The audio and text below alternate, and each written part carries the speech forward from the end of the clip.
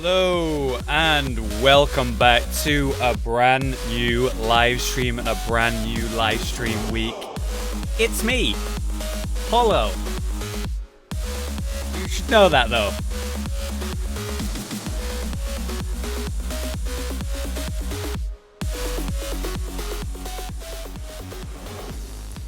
Thank you very much for rejoining me once again for a brand new stream, and brand new is the key words today. This is the Broken Blade podcast. It is something I've been wanting to do for a very long time, and it's actually something I've already done a little bit. It's a refined concept of these little talk show IRL streams that I was doing recently. I've talked about podcasts and having this thing that I've wanted to do for a very long time, and I've wanted to do it with friends. I've wanted to do it solo. I've wanted to focus on gaming. I've wanted to focus on things outside of gaming, discussions, things I'm learning, things that I care about, my passions. And today, I'm just doing it. You know, I almost didn't. Today, I almost didn't start this today. I hadn't planned to do it today. I just desperately wanted to do it. And I made sure that I did. I made sure that we sat down, and I'm really glad that we're here. So welcome to a brand new thing, a brand new show. Welcome to the Broken Blade podcast. Today we will be talking about the Feudal Japan Outbreak, because E3 has just happened. E3 has just dropped, and with it we have a lot of new titles, a lot of new information, reveals, continued information about titles that we already knew about. Now we're seeing some gameplay on some big games that we've been waiting on for a while. And ultimately, everyone's always asking and throwing out their opinion on who, quote unquote, won E3. And I am really, really happy this year to say that there is no winner of E3. The consumer is the winner. Ultimately, Microsoft finally got their act together and showed some video games, because who knows? I didn't know that. I don't know if you guys knew that, but Microsoft, Xbox, they actually supposed to be like a gaming console or something. They seem to have forgotten that the last few years, but I am so happy and proud of them for finally going, look, Sony's decimating us every year. And the reason is because they show up, they show games, and that's their conference. So it was great to see Microsoft do exactly that. You know, there was a lot less talking than normal. Still more than Sony by a large margin, but a lot less talking and a lot more games. And it blew me away. It blew me away to see Microsoft. You know what I'm about to say? Microsoft announce and reveal Sekiro, Shadows Die Twice. Microsoft, not Sony. That is bewildering. That is such a surprise. I was just kind of chilling, watching. I was on Rage's Rage Game Videos Twitch stream where we were all watching together, me and a bunch of my friends. And I was just sat back in my chair, relaxed, just watching, blah, blah, blah. There's a game. That looks interesting.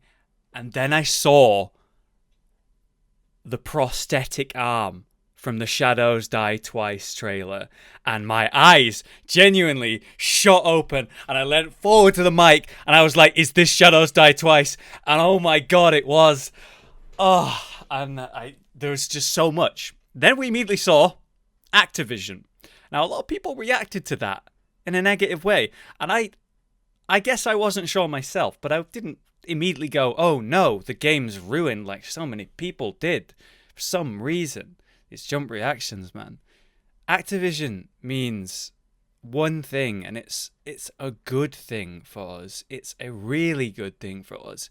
It means that From Software get to go, hey, you know, we normally work with Sony. Sony is a massive corporation. They have money, man. They can let them do whatever they want, ultimately, except that it has to be an exclusive, right? Sony exclusive, Bloodborne. I hate that. It's devastating. It's devastating. So they're also with Namco, obviously, Bandai Namco, and that's a huge corporation and a huge thing to be working with as well. That gives them a lot of possibility, but it also locks them into certain things as well, just like Sony would. Now, Activision, yet another massive publisher, extremely wealthy. I don't know who the most wealthy publisher is out there, but Activision's gotta be up there, right? Activision's gotta be up there. Thanks the bits there, Pet. And this is now the ultimate situation, the best situation for From Software. They get to go, well, we have Bandai, we have Sony, we have Activision. They all want us, and Activision must have given them the best deal, the best thing, the thing that From Software want the most. They have to have given that for them to go away from their current situation, their current setup, with like Sony, even Bandai, and go with Activision. So this is only the best possible solution for us, for them to choose to go for Activision. It is not a bad thing at all. And I'm really happy about that. And I was so surprised. I was so surprised, man, to see that on Microsoft. So yes, Microsoft did a great job this year. It obviously wasn't just Shadows Die Twice, but the fact that they showed games and the presentations that they did, it was all much improved, and I am thrilled about it, and I honestly really enjoyed it. And then you have Bethesda, who, well, I found that they did an alright job. Ultimately, they did show a bunch of things. There was a lot less faff. Do you remember Bethesda World last year? I didn't like that. I didn't like that. They just didn't have anything to show, so they made a weird presentation, I guess. And what's important to me is that, when I watch E3 and I spend hours of my time and I stay up really late to watch something, I don't want to just watch what I feel like is filler, a waste of time. I want to watch big announcements, reveals, and an appreciation for gaming, ultimately, with my friends. And this year we got that. Bethesda did do a good job. Ultimately, had they not announced Elder Scrolls 6, I'm sure a lot of people wouldn't have been claiming that Bethesda won, like, many people are. It's kind of ridiculous that they could just go, hey, we're working on this thing that you knew we were probably working on already, and everyone could claim them victor when they didn't show anything. It's crazy, right? It's crazy. I can't say I was too amused or amazed by Ubisoft. It was just a fine presentation. They're a company, and they showed off what they're doing right now. Completely understandable. And then, of course, Sony. Wow, they cut the fat this time, didn't they? Wow, they really cut the fat. There was almost no talking, except for that small segment. Kind of cool concept. Man, I wish I could have. Imagine if you were there, dude. You're in the room of the first trailer. The first thing that they showed was, of course, The Last of Us 2, Part 2, whatever you want to call it. Amazingly, they had set up the viewing hall for the expo, for the actual reveal, in the same hall where the cinematic and the reveal that they're about to watch takes place. It was a very clever idea, and we were speculating at the time, are they gonna take them to a different hall based around the game they're watching each and every time? Because the first one, right, it's themed around the first game, and then they started to move over to the next place, and that was themed around the second game. Oh my god. Dude, out of nowhere, I completely forgot about this game. Ghost of Tsushima. Holy crap, that game looks good. But yes, they were basically walking across a bridge, and it was in that sort of early feudal Japan sort of style. Very cool. And then they're in a room with a white dude playing a flute. And so, it could have been that the third game and the fourth game all had a hall for the performances and the setups and everything, but no, it did just take place in the second place. That was probably for the best, because ultimately we did have to sit there and twiddle our thumbs for about 10 minutes after The Last of Us 2, and then these people moved to the next hall, and then we're all just sat listening to some hosts, I don't know any of them, talk about something. Ultimately, yeah, it was good, but that was the only thing that I felt like was a bit awkward, where we just sat there, like the live viewer, the online viewer, having a significantly altered and worse experience than those that are there at the event. But I appreciate what they do for the people at the event, and I really wish one day, it is a dream of mine, to be at one of these events, to be at E3 as someone in the industry. That would be that's my ultimate goal, man, right there. I would love that. But first, I need to reach the part where I'm, I guess, big enough and respected enough to be able to do that, and that's just something I would love to do one day. I'm very jealous of the people who are able to go, very envious, and I know a lot of people who went there, and I'm proud of them from being able to be invited or be able to go to that as someone in the industry. So with E3, we had a bit of a meme going on, which is the main topic for this podcast, as you may notice from the title, the Feudal Japan Outbreak. I'm talking about Sekiro, I'm talking about Ghost of Tsushima, I'm talking about Nioh 2 as well, which came out of nowhere. I was not expecting that at all. Ghost, you could easily say, yeah, that's obviously coming. They already announced it. They already put a trailer out like 7 or 8 months ago, and damn, did it look good. We didn't know anything about it, except that, that looks really good. That's a good saying. Sekiro, obviously, we knew about with Shadows Die Twice, the teaser. But if you want to talk about teasers, man, they did a good job. They gave us like nothing. I remember VatiVidya made a video dedicated just to the new project teaser for Shadows Die Twice. It was like this 13-second clip. And actually, it's in my recommended on that right now. Has over 1 million views. Over 1 million people watch VatiVidya dissect a 13-second clip for 11 minutes, 30 seconds. Because we're all that desperate, drowning. God, just, I would say starving, in fact, for From Software's next big thing. Be it a new IP, or be it a continuation of an old one, such as Bloodborne 2. Personally, I do want to have a bit of back and forth with you guys in chat, but there will be a section for that on the show later on. But I do want to know your guys' opinion on, are you happy that it's not Bloodborne 2? Or are you extremely disappointed? I've seen a huge backlash, a huge reaction to the fact that it's not Bloodborne 2. And in fact, this very quote-unquote weeby style, which really bothers me, by the way. That sentence, that really bothers me. It's Japanese people making a Japanese-based like style game on their own culture in feudal Japan. It's not weeby. It's a celebration of their culture and an interesting, rather epic take on it. It's very good. So I don't like that description at all. I don't like that reaction. But let's not get too sidetracked on that one. Personally, I much prefer when From Software take a new IP, take a new concept, and progress and take it forward. I kind of feel that From Software are brilliant. Miyazaki specifically is brilliant with these new worlds and new concepts and building them up and filling it with life and mystery. And then when you complete that story, it is completed. There did not necessarily need to be a Dark Souls 2 or 3. I'm glad that there was, but story-wise, there didn't need to be. Dark Souls 2 story was honestly questionable at best.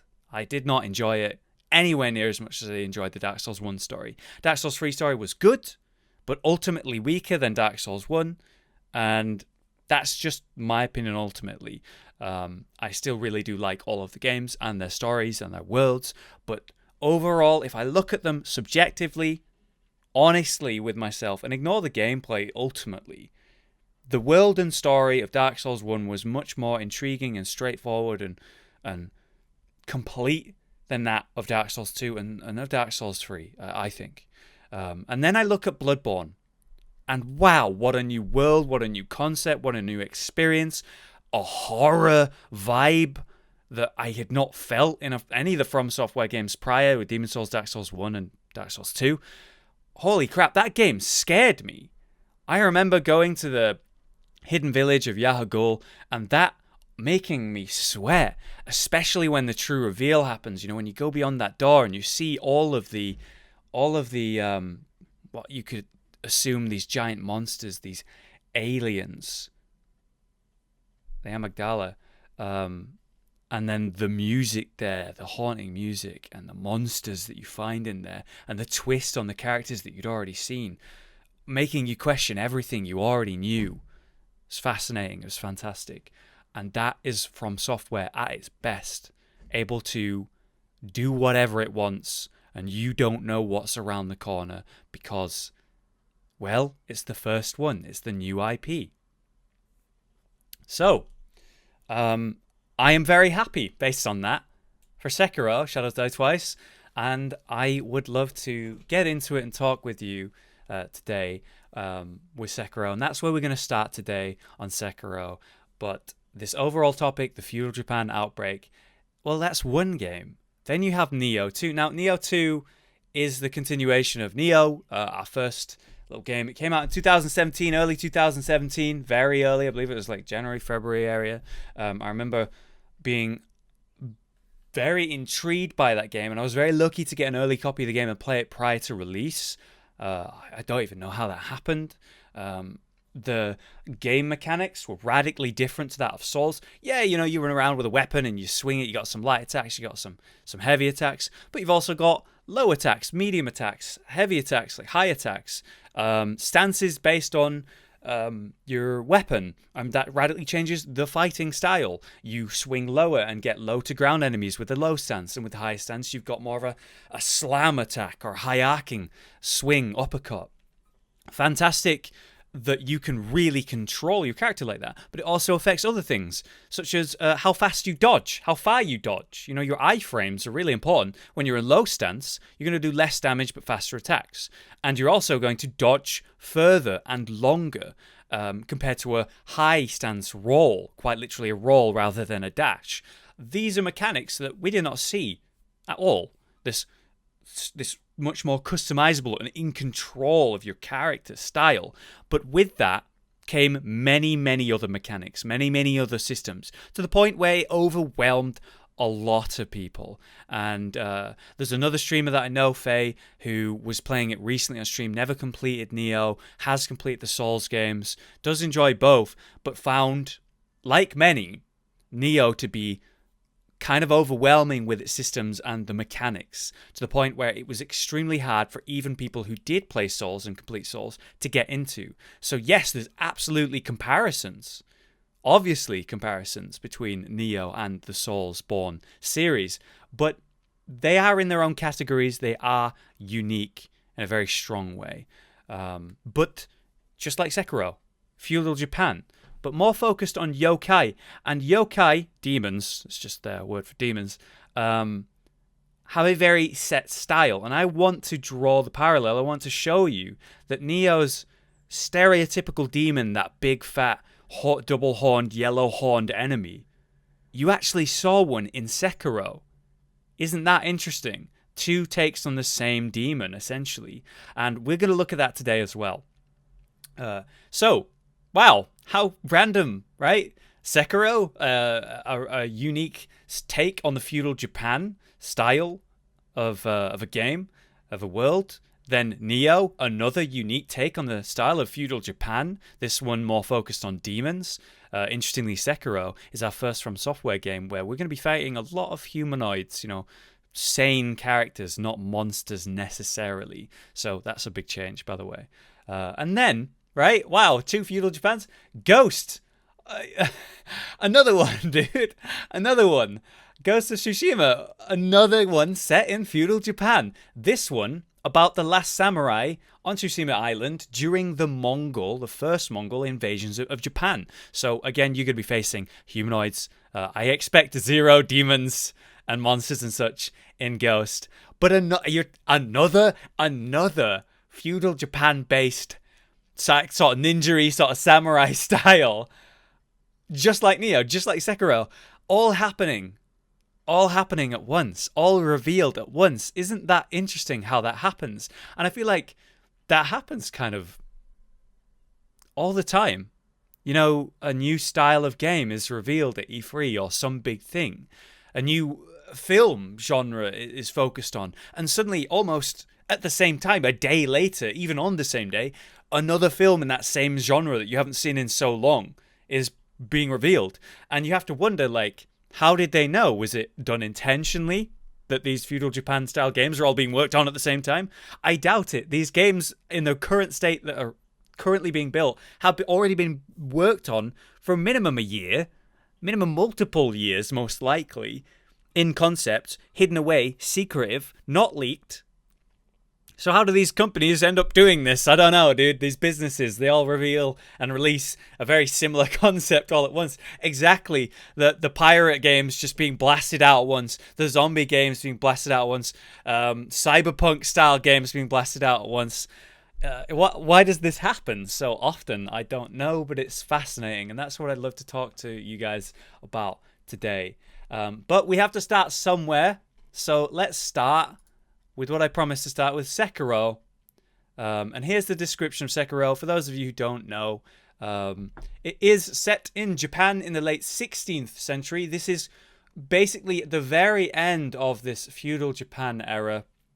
The player takes control of a warrior named Sekiro, who has a prosthetic arm, who wields a sword and a grappling hook, whose goal is to rescue his master, which is actually a very young lord, and try to get revenge on his arch enemy who stole the young lord from him. So today, let's have a quick look at both the teaser and the trailer for Sekiro, and now with our added knowledge, our arcane knowledge on the topic, let's have a look at the teaser and well, compare.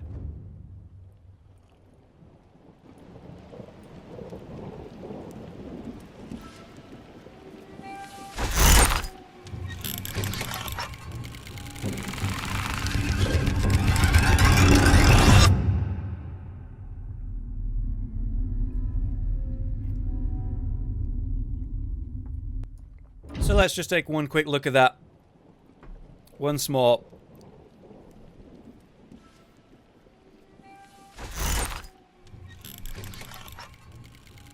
This is actually the character who makes the prosthetic arm, this trick weapon, if you will, for Sekiro.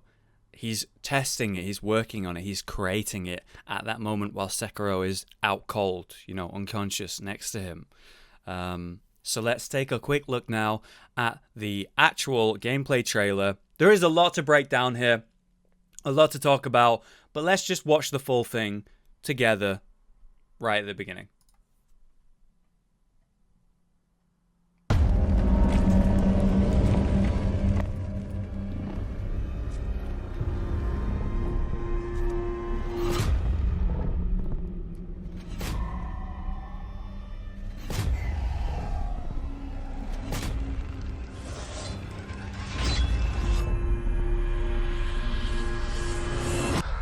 So you're awake.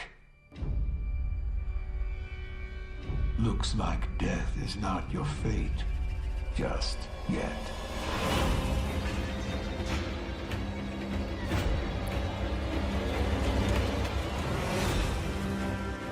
Some time has passed since I found you.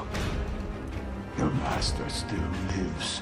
They'll soon make use of his bloodline. The limb you have lost will give way to something more useful. You'll learn to appreciate its worth.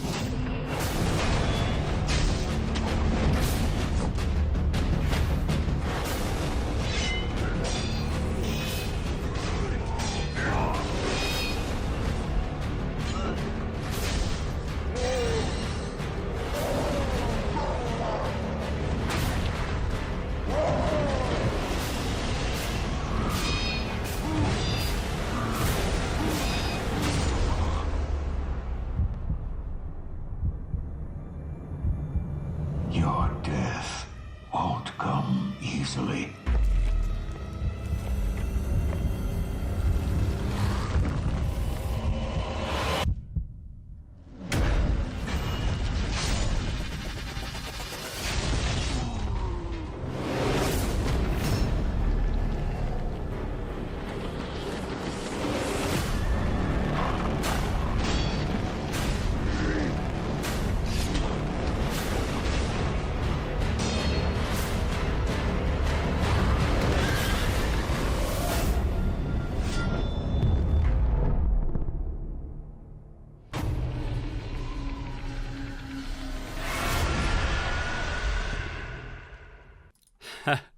Did you hear the Bloodborne sound effect?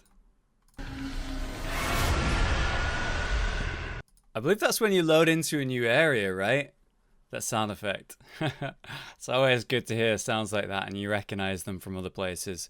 All right, so let's do a quick breakdown, a quick talk on the finalized details that we know about Sekiro. Then we'll break down the gameplay and lots to consider about that as well. Now, I want to make this very clear to you guys because I'm going to be talking about it right now. There is a very popular article that just came out yesterday, a day ago, by Stephen Messner from PC Gamer. The title is Sekiro from Software's next game subverts nearly everything we've come to expect from Dark Souls. And I really dislike this article. I appreciate the information that it gives, but the problem is that it does put out a lot of opinions. It puts out a lot of jumped to facts. It basically gives you details of information that's very useful, but it also states a lot of things as fact, which is just, well, it's not. It's half of it. This half of this article is just not fact. So let's talk about fact. Let's talk about some facts. But first, let me choke on nothing. Apparently, apologize. So Sekiro, that is the main character. That is who you're playing. You are playing as a one-armed man who is trying to find and recover his young lord and also most likely seek revenge on the man who stole him, stole this lord from you. So that's actual fact. What's also fact is that you are playing as one character. His name is Sekiro. You will not be loading in and clicking ninja, samurai, ranger, shadow warrior, warlock, hunter, Sylvanus. No, you will be playing as Sekiro, the one-armed wolf. Exactly, Billy. So actually, his name Sekiro, it actually is like translated, or the meaning of it is half of something, I believe. And so the prosthetic limb that you were given is metaphorically your fangs. You were given your fangs back via this limb. It's very cool. Very cool concepts. So let's continue with these facts. So you're playing as Sekiro. You're playing as one character. You do not pick a class. You start with a sword, and you will use that sword throughout. That is your weapon. That is your thing that you use.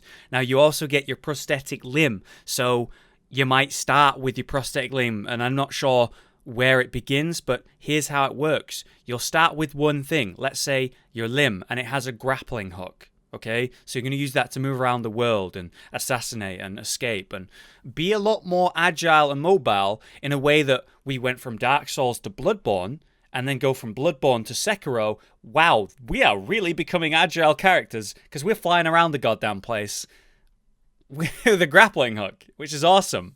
But you're also going to have an axe, an armor-piercing axe. You specifically see in the trailer, we'll break it down later, he breaks a shield. He just pulls out his axe, smashes the shield. Now the target is vulnerable. That's awesome. That's so cool.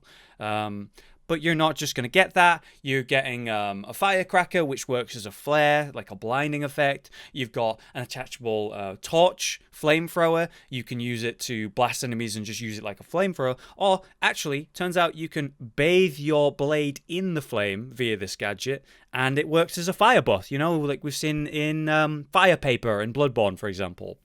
Very, very cool. Old elements shown and functioning in different ways. It is ultimately that From Software game that we know and love in its many different versions. You know, you can certainly buff your weapon with fire damage or fire effects in Souls. You can certainly do it in Bloodborne, and you can certainly do it in Sekiro too. But it works differently, ever so slightly. And there's nothing wrong with that. There are elements that parallel one another, that intertwine, and, you know, you expect them. But we're going to see a lot more gadgets. We're going to see your character slowly upgrade himself, and you're going to slowly improve your toolkit. What you're not going to do is find a weapon that you really want to use and upgrade it and level up your stats. You won't be leveling up stats at any point in this game. It's kind of more, they say in this article, like Zelda. You run around the world and you find things that improve your potential in the world. just like Zelda, you fight, you get like your weapons, you get your shield, you get your bow, you get all your little gadgets, and things that you essentially use to maximize your combat ability, or your ability out in the world, really. But it'll be more focused on combat. Another thing about this game is absolutely the stealth. There is stealth in this game. Stealth in a From Software game normally reaches this point. You make yourself semi-invisible or see-through with a buff, like whatever. You use a chameleon effect to essentially transform yourself into something in the background. I'm a tree now, guys. I'm a bush now. And then that's the stealth. It doesn't really work too well in PvE, but it can work very funnily in PvP. It's mind games. But what we're actually seeing is something we've seen already in Dark Souls 3, a stealth sort of walk. And it's actually shown where you're up against a wall hiding from an enemy. You die at one point. The enemy backs away. He's like, I don't care. I'm out of here. And you get up and you use the revive. Because the enemy's reset and is wandering back to wherever he was, you now have the opportunity to assassinate, possibly even insta-kill. Shown in the trailer, he insta-kills a big bad enemy. Potentially a boss? I'm going to say no. But big bad enemy, absolutely. So there is different mechanics with the game and parallel mechanics. It is a From Software game. To claim that it is nothing like Dark Souls is a silly, silly statement and kind of ridiculous. But let's continue on with this article anyway. One thing that they say for sure is that there's no PvP. We've had a contradicting bit of leak or information from another source where you can actually go into someone else's world, into their game. Imagine you're playing through the world and I invade you. Not necessarily I spawn in your world to come hunt you, but what happens is I come in and I'm now playing as one of the random enemies, one of the random NPCs that you're fighting normally. But I'm a little bit stronger than your average bear, your average NPC. And of course, a player is in control of it, so I can sneak up on you. I can try to use that enemy's toolkit to my maximum advantage to try to kill you, to try and take you down. That would be really cool if it's in the game.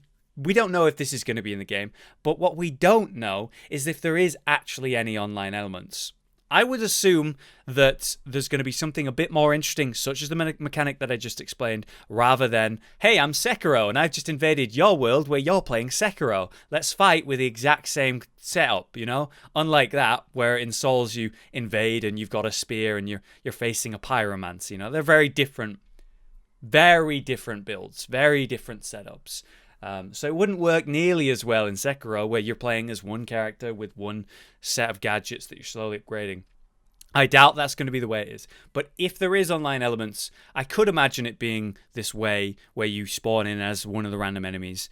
But if there isn't online, is that such a bad thing? It's going to be disappointing for your PvPers who love the From Software PvP.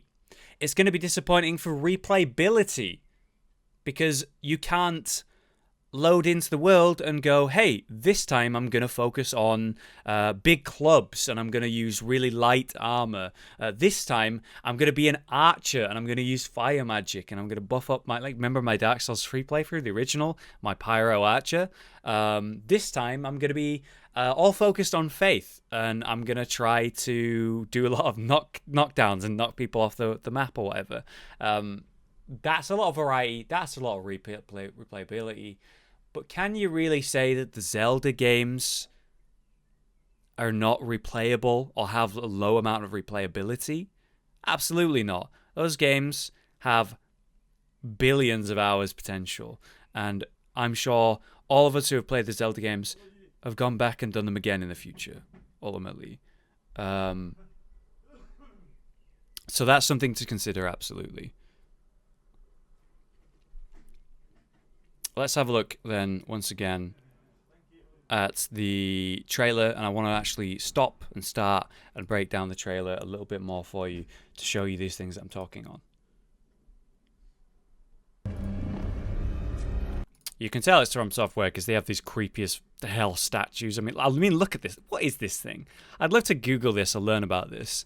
But it's some sort of weird statue. It's got 4 arms. It's doing a sort of monk symbol. monk symbol, I say. I think it's actually possibly killing itself. You know, it's got like a dagger and it's cutting open its guts. What's that called again? I've been corrupted because I keep calling it Sudoku because yeah, there it is in chat. We keep calling it Sudoku as a joke because it's funny, and now I can't remember. Seppuku, thank you. Honorable Sudoku. Exactly. Might I even be doing that? What's with the forearms? I don't know. There you go. There's the man crafting the prosthetic limb right now for Sekiro. That is the young lord. That is who Sekiro is pledged to and wants to protect. His main bodyguard or mentor, we don't know. But he is his master. He is his lord. And Sekiro is meant to protect him. And this is the arch enemy, the man who shows up to kidnap the master, possibly for ransom. We really don't know why, but ultimately Sekiro is meant to protect him. And here's a man who is attempting to kidnap the master.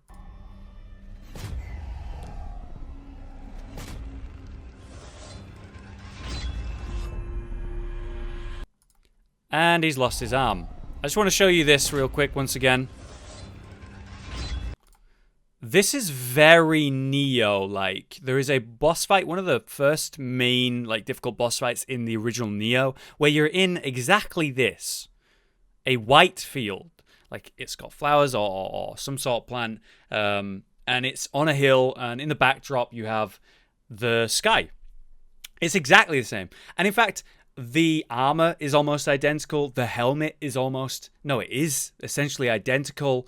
You're fighting a lightning-based warrior in Neo. And then you see this, and it's like, wow, this really is similar. Anyway, you've lost your arm. So you're awake. Looks like death. So let's take a quick look at this arm real quick once more.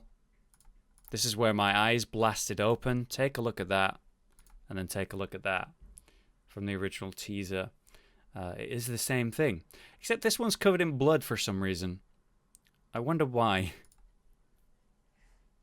Almost looks kind of like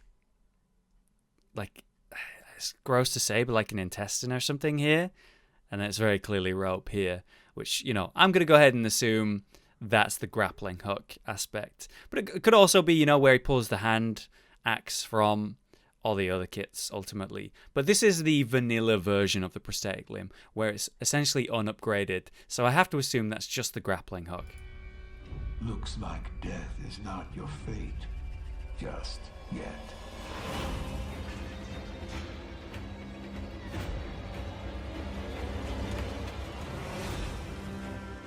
Some time has passed since I Okay, so you've got stealth. He is avoiding some basic enemies there. Why would you ever do that? You could just run up and kill them really easily. Well, in this game, you're not going to be dodge rolling and iframing for everything. You're not really going to be able to dodge as much as you normally would. It's about combos, pacing, posture, and ultimately parrying. I assume parrying is going to be the main aspect of your combat in this game. So stealth for insta-kills is going to be a really valuable, really reliable, solid way to go through the game. Instantly killing the enemies, instantly taking that dog out before it becomes too pesky. I imagine in this game, dogs are going to be even... I'm loath to say it. Dogs are going to be even harder than normal. Dogs are going to be even more irritating than normal in a From Software game because you don't have no shield, and dodge rolling is not going to be much of a thing. So I'm going to be, I don't know about you guys, but I'm going to grapple hook out of every situation with dogs because I don't want none of that while I can't roll or block. As you can see, he's doing just what I'm saying. He's gone up to a rooftop. He's literally in stealth mode looking for an assassination. The master still lives. They'll soon make use of his blood. More stealth. The limb you have lost will give way to... Okay. So here's the direct comparison to Neo. This little number right here, this big man, he looks like a yokai from Neo. I don't know if you can see it, but He looks literally like one to me, and we'll come back to that later. Something more. The question is this actually a demon? Well, it's got a big cut on him. It's got obviously cuts. His skin is very strange looking. He certainly looks human to me, but a big human. But it's because I played so much Neo that I straight up see, especially his stance, and even down to the way that he has this little kilt thing, whatever you want to call it. It's like red skin and the aura of him is very yokai. Now you could say yokai influence, but not demon-like faith. But I want to show you something. Useful. You'll learn to appreciate its worth. That is the hand axe. Watch as he uses his prosthetic limb to instantly take out a shield using the axe. Like that. A grapple hook. There is a interesting feature with the combat here, as I can say, see parrying and such, dodging. There's like a very interesting symbol that pops up on screen. See that? That's before you do a special attack or the enemy does a special attack. It seems to be like a warning before he's about to do something. And in this case, he does a jump attack. So you use your prosthetic limb to make a shield that looks like a hat. I appreciate that. It's good fashion.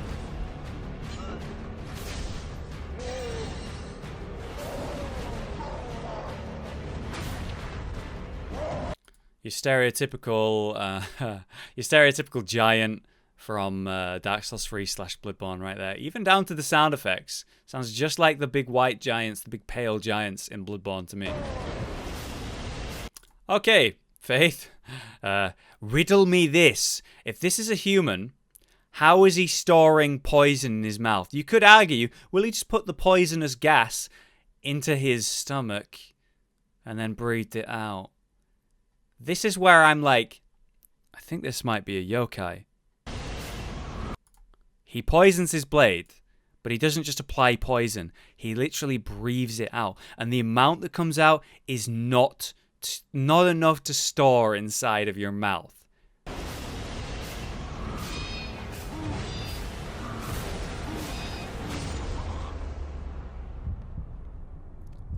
Could be wrong. Could be a normal guy. And there's nothing wrong with that. But I just think it's a little bit too much like a yokai to me. Anyway, in this game, here's another big change. You will not respawn at a bonfire or a lantern. You spawn right where you died. The name of the game is Shadows Die Twice. As far as I'm concerned right now, it seems like you can revive once. You get a revive. And you could probably reset it somehow. Maybe by defeating the area boss, or going to a certain area, or doing a certain thing, or buying a certain thing. There'll be some sort of thing to reset your revive. But in this game, I think you're going to die, and you're going to be sent back to a certain checkpoint, rather than a bonfire, rather than a lantern. Or you can choose to use your revive. Your death won't come easily.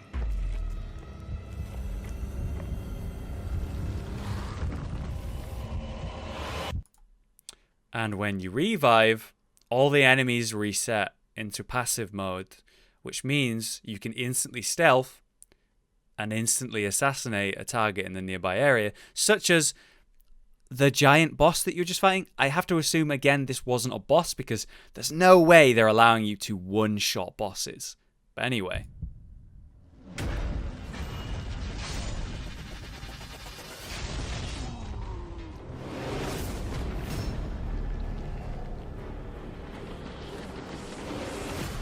It's another boss. I want you to know that he has a huge range attack because he uses the same sort of string that you use on your prosthetic limb. You'll know it looks identical down to the mechanics. Watch. So here's the dodge, guys. This is what your dodge looks like in the game. Not a Bloodborne dash, not a Dark Souls roll. It's literally just a jump. I don't think there's any iframes on that.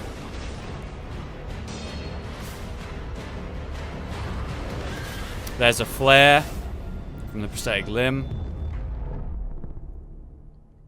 And here's Framped, I think. Right, guys? Yeah, very interesting. A lot to say, and think about. But yeah, I just think the game looks very good. I love the setting. I love the concept, and I'm really happy that they're taking a new spin, a new try on that From Software style. You know, blocking's not really going to be a thing. It's all about parries, it's all about momentum, it's all about posture, a very new style to the combat system that you're used to, and dodging extremely weak. You know, one of my friends, Panda, he just got into Dark Souls-y style games, and he gave Bloodborne a try, and he reached Ludwig in the DLC, and the man just could not dodge roll, or dash rather in Bloodborne, at the correct time. He could not iframe the attacks. He just did not get it, and struggled for many hours to the point of giving up and having someone summon in and help him. And I understand that boss is really hard, but at one point he got really upset because ultimately the reason he couldn't win was because he didn't know how to time his iframe. Then the combat in specifically that boss fight was all about just iframe his attacks and then you'll kill him. Some bosses, you know, you can get away with lots of different techniques. That boss, you need to dodge his swings, his attacks, you know? And I do think now, based on that, and a genuine look back at that moment, it's kind of right. You know, the From Software games, you can just get through the entire game by dodging at the right time. And that certainly takes skill, and it's certainly satisfying, but I am someone who's played Demon Souls. I'm someone who's played Dark Souls 1. I'm someone who's played Dark Souls 2. Someone who's played Bloodborne, Dark Souls 3. I have played these games for the last 7 years, nearly. And it's time for a change. Get rid of the dodge. Give me some new fighting mechanics. Give me that From Software game. And I'm looking forward to these radical changes. And that's why I'm not too upset by the fact that I can't customize my own character and I can't go for a specific build. It's something I look more at as a Zelda game with a From Software, you know, take with going through the world and upgrading and stuff. And I certainly think there's going to be replayability. I certainly think there's going to be a lot of lore for me to talk about, and I look forward to it. But yes, there's a lot of positives. But if I am genuinely honest and be real with myself, there are negatives too. Ultimately, not having online means that the lifespan of the game is going to be a lot shorter. There's going to be a lot less interest in the game after a small period of time compared to the months and months that From Software's normal titles can survive on with just PvP. If that is genuinely gone, it's going to be sad. But I gotta say, I love the games for the solo aspect extremely so. And I know a lot of people who don't really care for the PvP, who won't care at all. But I'm just saying, from the perspective of a PvPer, of someone who really enjoys the PvP stuff, and the fun interactions and stories and dumb things you can do, that's not going to exist in this game. And that is sad. That is sad. That's a downfall of the game. But it's required for something new. All right, I have talked about Sekiro for the last 20 plus minutes at least, and we have not really looked at Nioh or the Ghost of Tsushima at all, so let's do that a little bit, please, you From Software fanboy. Let's move on now to Nioh. Nioh takes place in the early 16th century, exactly the same as Sekiro, during a fictionalized version of the Sengoku period, when Japan was in the midst of civil war prior to the ascension of the, forgive me for the pronunciation of this, Tokugawa shogunate. I have probably butchered that. Epic. You're playing an epic sailor named Willem. Got to play that white guy in these Asian games, guys. It's required, and he's got to look like Geralt of Rivia. In pursuit of an enemy, he arrives in Japan and is enlisted by Hattori Hanzo to hunt yokai that are flourishing in the chaos of war. It is Japan, 16th century, feudal Japan, with those mystical demons that we're just talking about, these big characters that look like demons, but no, genuine demons, genuine monsters, filling the world because war has ravaged the land, and that's where demons thrive. So let's take a look at the original Nioh trailer, and let's have a look as well, while we're there, for the comparison between the yokai character that we see in Sekiro and the genuine yokai in Neo. This is Neo 1, the trailer. This is not Neo 2. We will look at Neo 2, but I just want to go down memory lane for those who maybe didn't see it, or at least remember it.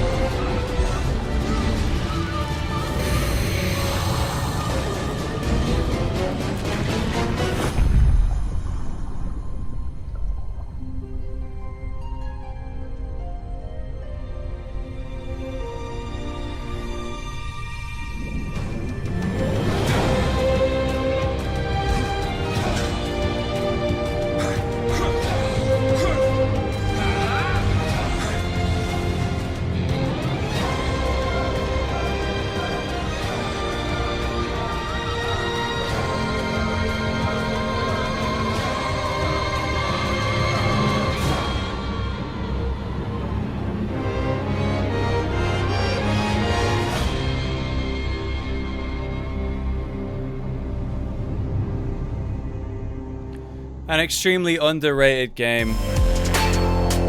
Oh my god, what is happening? That's just this channel's ending thing, I guess. Game trailers. How about you chill, alright? Thanks. Yeah, great trailer. Thanks to the bit, Strike. I will be getting to subs, resubs, and such at the end of the show. Thank you very much for the support, guys. Yeah, so let's just say it, man. Can you see it? Can you see what I see? Do you see what I see, chat? These yokai, these big, lumbering, horned monsters. I'd love to find a nice example for the comparison, if we could find one. I'll tell you what I'll do. I'm going to just quickly pull up a different window, and we're going to put Neo yokai and see if I can find like an actual picture of one rather than, yeah.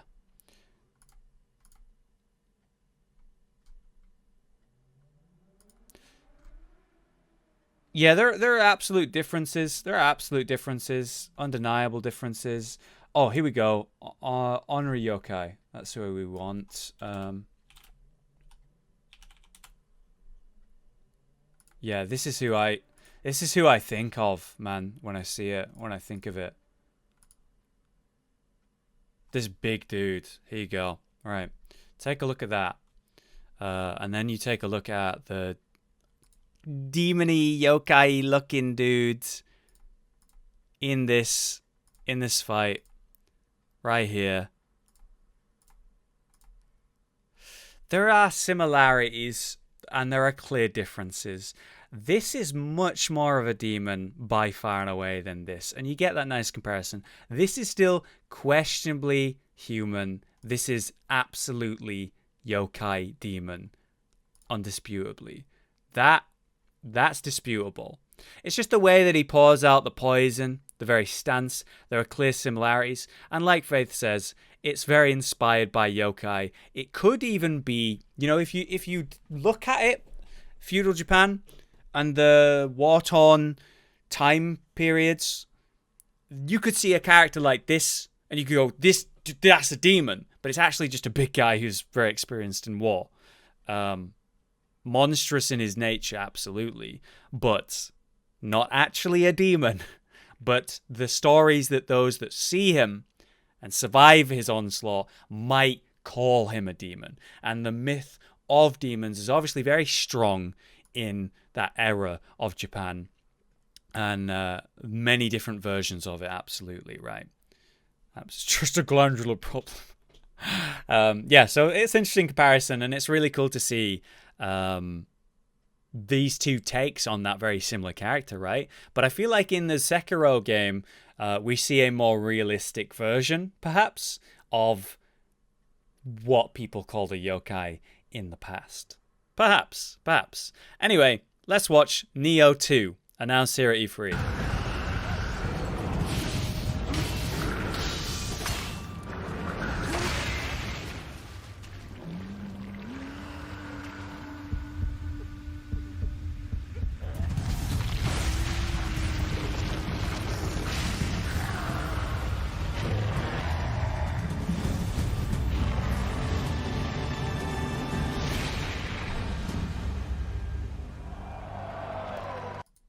So the key and raw difference there is, hey, that's not Willem.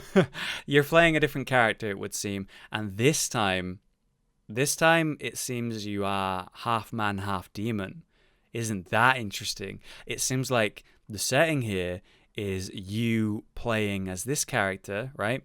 And you can clearly see him humanoid, but as he's about to die, as he's about to lose to the yokai that surround him, he lets himself fall. He lets himself become demon so that he can fight in his demon form and defeat the enemies around him. Probably a tortured character, probably got that split personality going on, you know what I mean?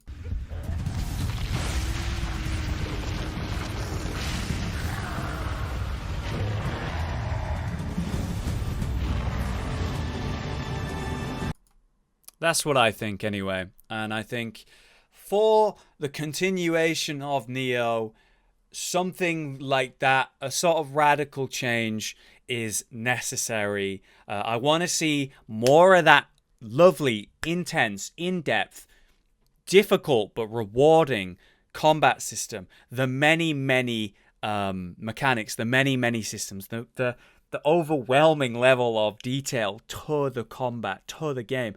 I want it to be there, just like it was in Nioh 1. But my hope, my absolute hope for Nioh 2 is that they refine it and they make it more accessible for the newer player. I don't necessarily mean they need to make the game easier because it was too hard. They need to install easy modes, etc. No, of course not.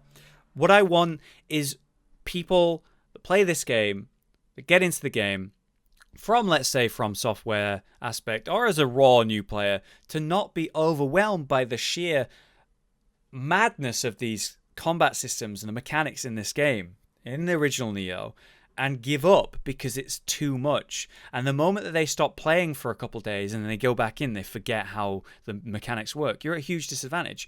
The one concept of pulsing, where you swing your weapon a couple times and then you start to let your stamina regenerate. Now, it has two versions of stamina regeneration. You have raw stamina regeneration, so you swing and then you wait and then your stamina regenerates. But in this game, it's you swing, you wait, your stamina regenerates instantly in its pulse state, and then it actually regenerates. But you can press a button at the correct time, like a timing window, to instantly recover your stamina faster than normal and do something called as pulsing. You create a pulse.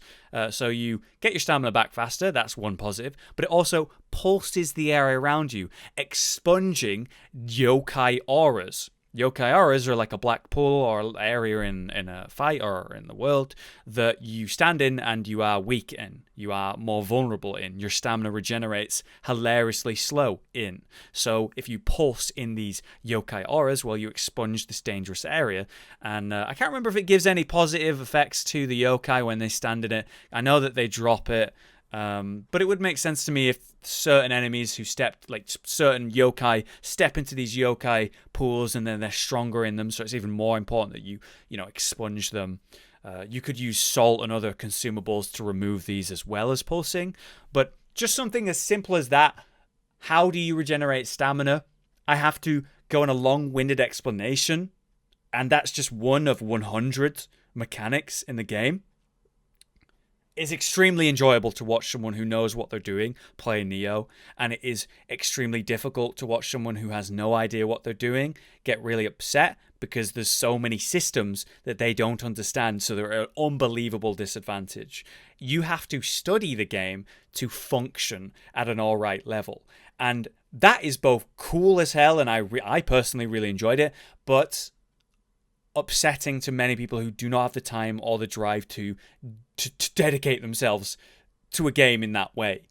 And I know a lot of people who liked the concept of Neo but just couldn't get into it, just couldn't complete the game, just couldn't really appreciate it because of the overwhelming wall, this barrier to the newer player, in my opinion. So that's a huge problem.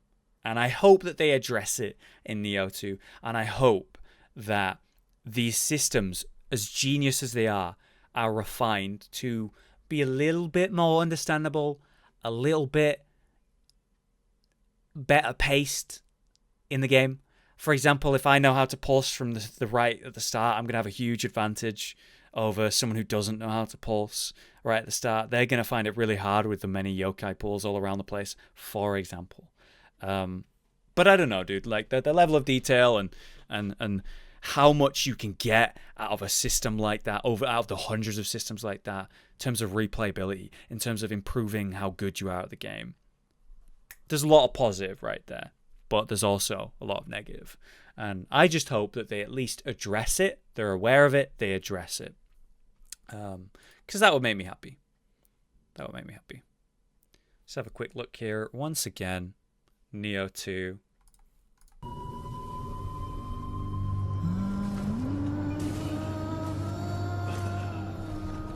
You can see he's wounded. He's running from the yokai who are hunting him.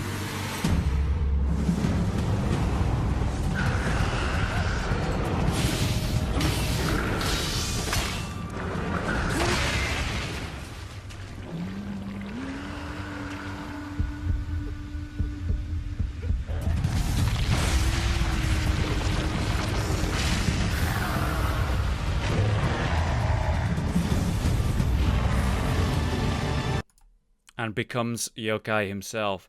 The question is that just how yokai are born? Or is that you, the playable character, playing as like a yokai? Very Devilman Crybaby to me, that. It would be awesome as well if we have like a super mode. As you play as this character, you burst out and you become half man, half demon, and you get demon abilities, and you're able to fight demons not at a disadvantage, but at an equal ground. I think that would be really cool and a cool twist on the combat. Bring back those systems, refine them, make them better, make them more understandable, but to have this new... Yeah, it looks like he pulled the demon out himself, exactly. But also become demon, have this other half of gameplay where you play as a demon. That would be so cool, dude. I haven't seen a game do that in a while. There are like small versions of it out there. I mean, just look at God of War, the recent God of War, the Spartan Rage mode, and all the intricacies with that, and the specs and the talents with that. Very cool. But I'd love to see a bit more hyper version of that, where you're playing as half man, half yokai in Neo 2. If this is what we're seeing, if that's what that means, very cool, dude. Very cool. All right, moving on to the next one. Oh my god, why is it happening like this? I don't know. The Ghost of Tsushima, set in 1274. What? You're telling me it's not in the 16th century like the other two games? Crazy, dude. But it is still feudal Japan. But what's so interesting about this one, Ghost of Tsushima, is the fact that it is set as the last samurai on an island, like the last samurai on an island, Tsushima Island, during the first Mongolian invasion of Japan. And let's go forward with this version. Like, this is so cool. We have a take where things are a lot more humanoid, absolutely, in Sekiro, but it's a very personal story, a very personal story of a man trying to recover his lost master, right? Very interesting. Then we have Neo, a war-torn civil war Japan, in feudal Japan, and demons are taking full advantage of this destruction because this is where they thrive, and you're out there hunting demons. That's certainly different than Sekiro. And then you have another version, which is 300 years prior to any of that possibility, which is more realistic. Sekiro is ultimately their take, their little twist on that world, that time period, that timepiece. And then Neo, another take, but more on the mythology side. These demons, certainly not very realistic, but with realistic elements, absolutely. And then you have Ghost, which is just literally, you're a samurai, and the Mongolians are invading. That's radically different. Let's take a look at the original reveal trailer. This is about 7 or 8 months old now. This gives you the setting much more than if you just watch the gameplay. And this is a really good trailer, guys. This is really good.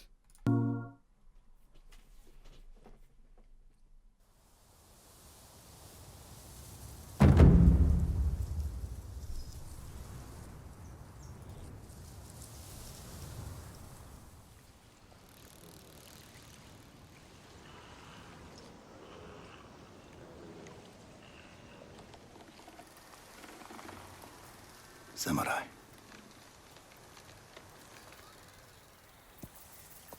You are a warrior. I can see that. You trained your whole life for this.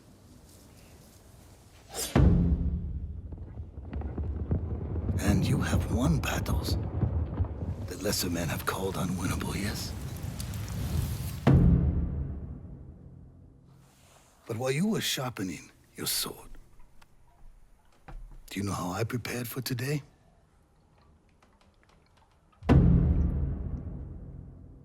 I learned. I know your language, your traditions, your beliefs, which villages to tame and which to burn.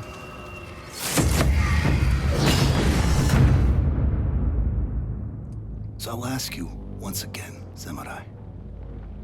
Do you surrender?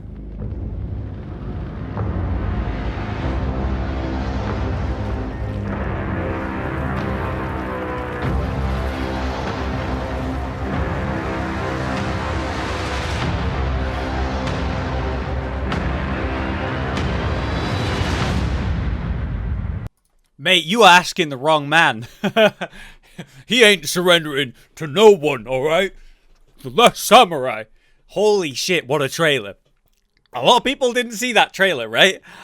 They just saw Ghost at E3 with the gameplay. It's been out for a while. It's 8 months now. Holy crap, what a concept. I am so hyped for this game. So hyped. And it's so radically different to Neo, which is so radically different to Sekiro, which all take place in feudal Japan. Such different takes on this time period. I love it. I'm so... it's just like a bunch of Hollow games, you know what I mean?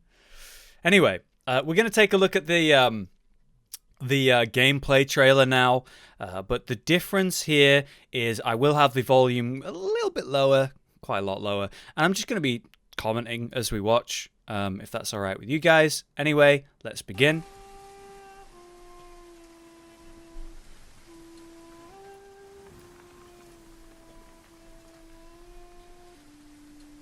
So you compare the combat and the gameplay to Sekiro. You compare it to Neo.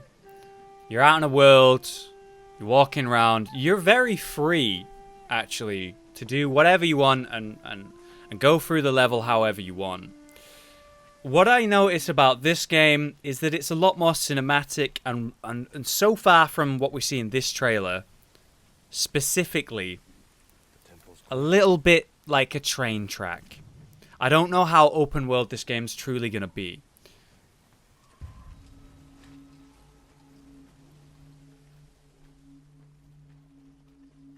Visually, it's very interesting, very nice looking. I really like it personally.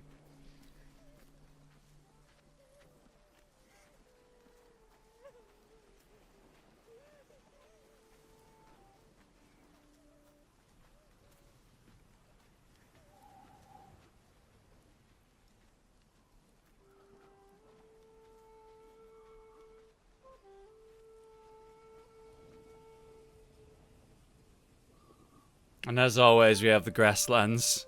Do you think we're gonna fight some lord here with his back to the sky? Just so happens to be a moon in the background. It is very that era, isn't it? It's just funny that they did that in Sekiro and they did that in Neo. I expect them to do it in this game too. I mean, we do actually kind of see it, but it's not the white fields. It's next to a red tree, like red petals. Anyway, it's beautiful, and this is your free element of the game. Seems like you can traverse the world and go to different objectives. So you could say it's open world, but I don't know. Neo is a lot more restricted than this game and Sekiro, I would assume, based on what we know.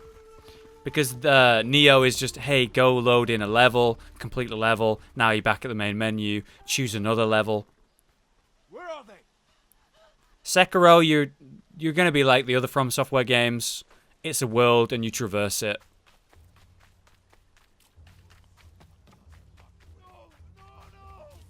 But this is very cinematic. Enough.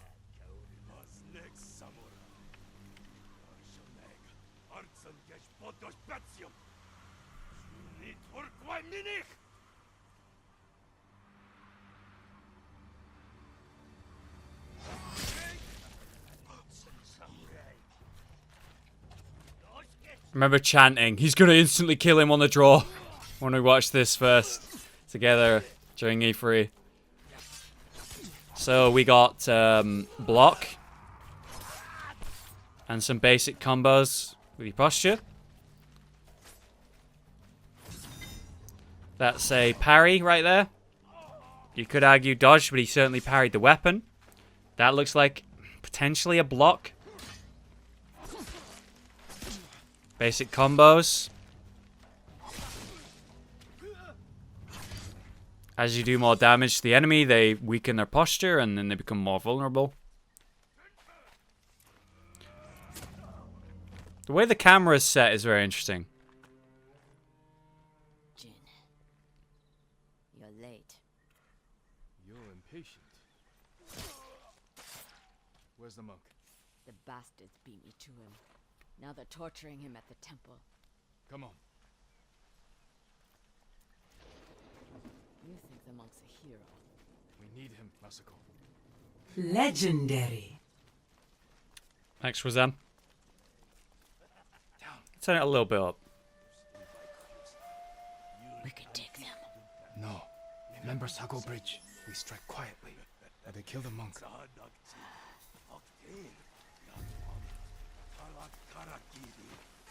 So we have stealth elements in this game as well, just like Sekiro.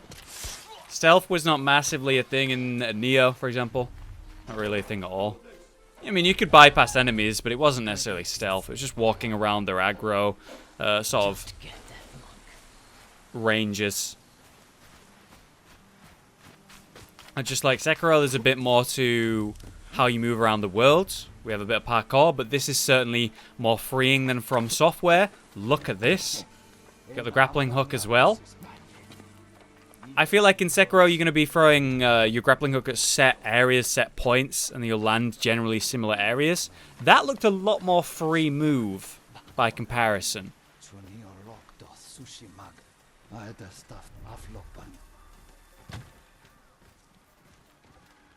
Please, I do not understand.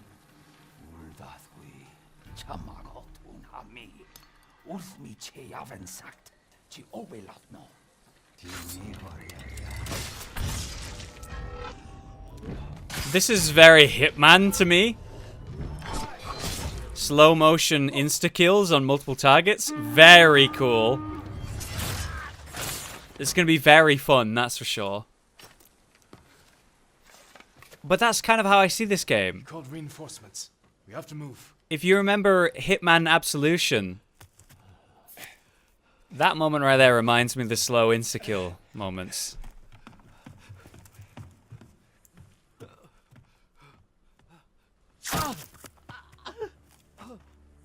Masako! Stand aside, Jin. He betrayed my family. Run! If we fight, the Mongols win. They already won.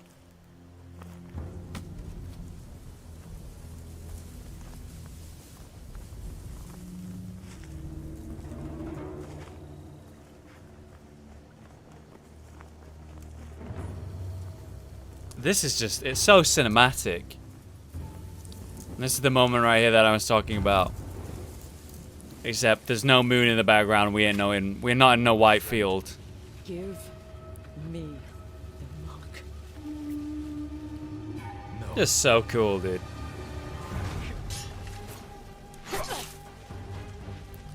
Certainly say that this is a boss fight. There are no health bars. The UI is very hidden or clean in this game.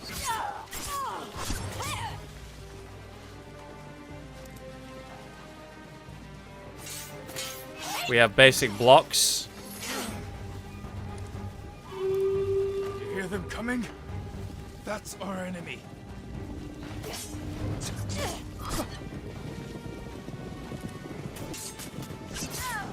Basic blocks, basic swings, just like normal. There's a another block. There's some parries. Right there, proper parry. And just like that, one actual parry and the fight's over.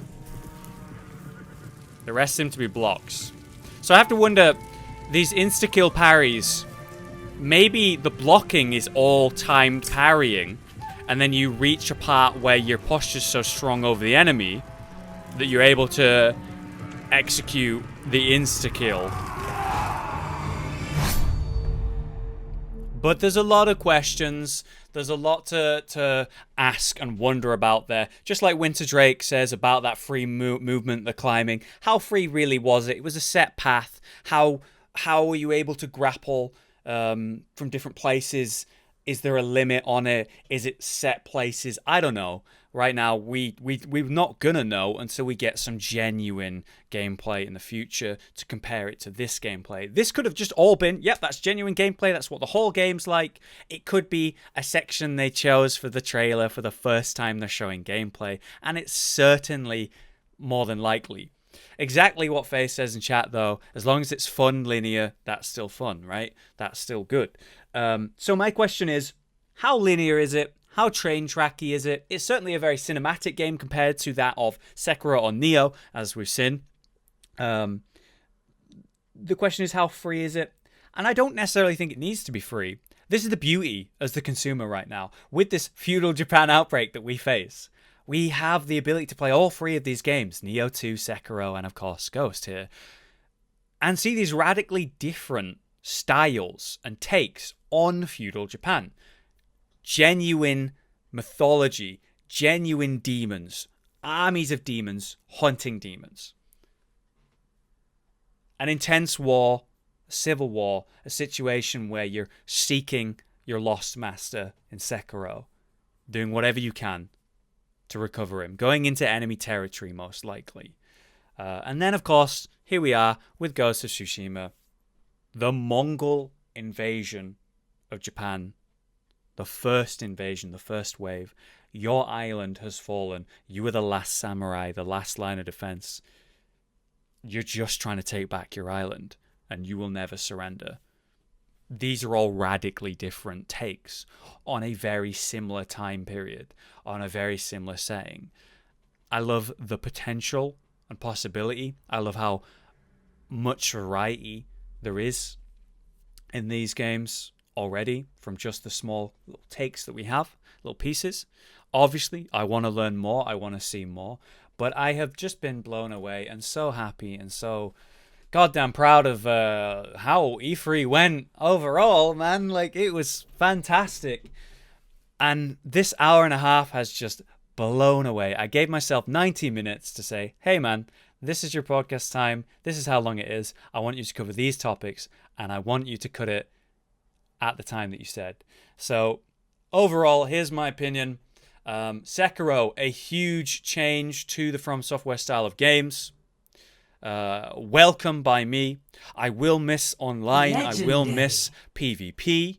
I will miss the repeatable content, but a more Zelda-y style on that From Software game is a welcome thing, and I want something new. I want a new story, a new world. That's where From Software shines, in my opinion, and that's exactly what we're getting. Something new with that old From Software style on it. That's fantastic. Neo 2. Please make those systems more manageable, more understandable, more refined. I want them to be polished. I want them to be more accessible. I hope that we get to play as a half man, half demon. That'll be cool.